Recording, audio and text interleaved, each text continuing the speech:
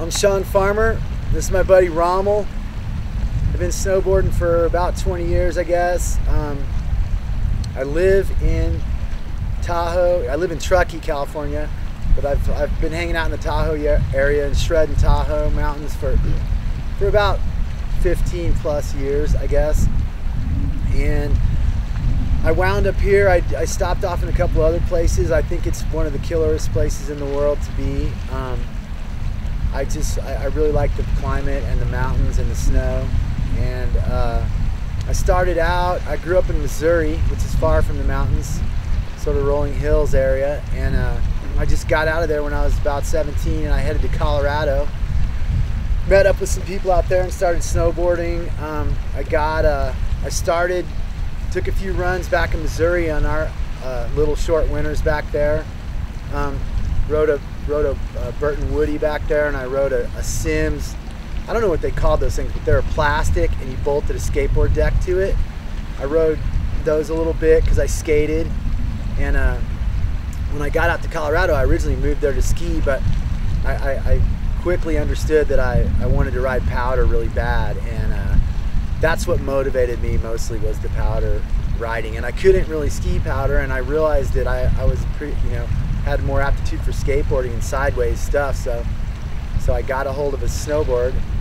It was a Burton Performer Elite that I saved my whole week paycheck for when we went down to Wave Rave in Boulder, Colorado, and bought the only two snowboards. My friend and I bought the only two snowboards that they had in the shop at the time, the Performer Elites. And then so we got those. They didn't have high backs, but we proceeded as soon as we got those to just modify everything from then on. We were riding Sorels with ski boot liners, and then Jeff Grell came out with the high backs that was basically a ski boot cuff with a little strap underneath it, so you'd have some heel side resistance.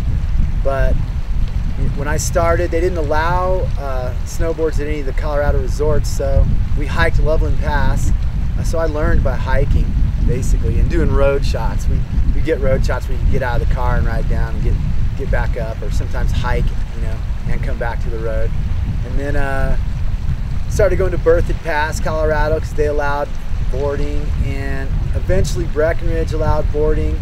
There was one point where they wouldn't allow you at Breckenridge unless you had, on a snowboard, they wouldn't allow you there unless you had release bindings and alpine boots, what they said. And so I modified a pair of ski boots and Spademan plate bindings so that they would go on my snowboard, on my Performer Elite, and they would actually release, which is horrible, but they did release, and you could step into them. And I showed them to the ski patrol, and the ski patrol approved them, and I was the only guy on the mountain at Breckenridge for a couple months that was allowed up because I had this release setup. It was actually horrible and more dangerous than the non-release type setup, but they let me up with it, so I got up doing with that method. And we kept modifying stuff. I worked with Steve Link from Summit Snowboards out there.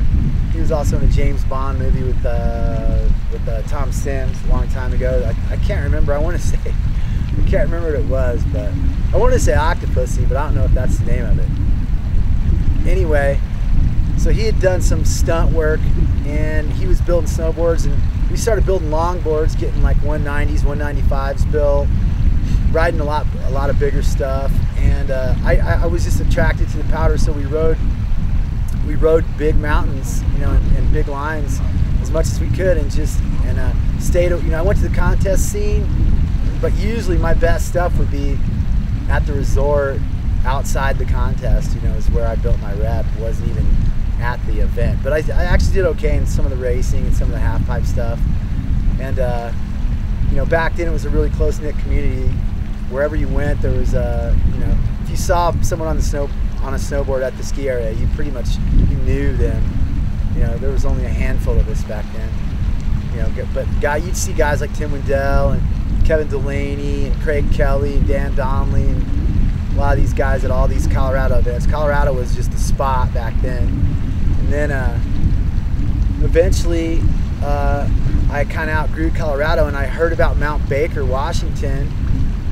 And so in the late 80s, like 87, 88, 89, I moved up to Mount Baker and started hanging out with the Mount Baker hardcore guys like Craig Kelly and Jeff Fulton and Mike Rankwit and Don Lee, some of these guys, and started riding the steeps of Mount Baker and just riding the deep snow. And I knew I could never go back to Colorado really and live there, because I'd gotten into such a different world up there. It was like you know, Baker was like another world for sure. I don't know if you ever heard that Slayer clip, but I always used to go, "Enter to the world of Baker." No, it's the realm. "Enter to the realm of Baker." That was the one I always said.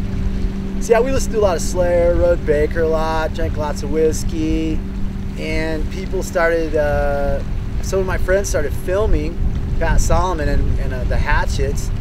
So we decided to make a movie. You know, I used to watch Glenn Flake and Scott Schmidt on all the big mountain lions. So that was where Totally Bored came out. That was about, I believe that was 88, 89 is what I want to say, somewhere in there, or 90. And jumped the road at Mount Baker, and that was a big deal back in the day. And got a few lines, filmed at Mount Baker, which is next to impossible. But we did a little bit of filming up there and got some shots. Then we came down to Tahoe and started riding squaw and got some shots. And came out Totally Bored 1. Actually, and then we lined up a trip to Alaska that summer, and it was June, I think. We went up there and climbed the Moose's Tooth. Myself, Nick Parada, me, and Chris Pappas, and a still photographer and a movie guy, and Scott Pauly, who was shooting film. So we had a really kick-ass segment, and we pretty much established ourselves right off the bat as the Alaska pioneers of snowboarding, or one of the Alaska pioneers of snowboarding, and then, you know, the big mountain guys. So we got a rep, started riding for K2, me and Nick, and we just started traveling all over the world after that.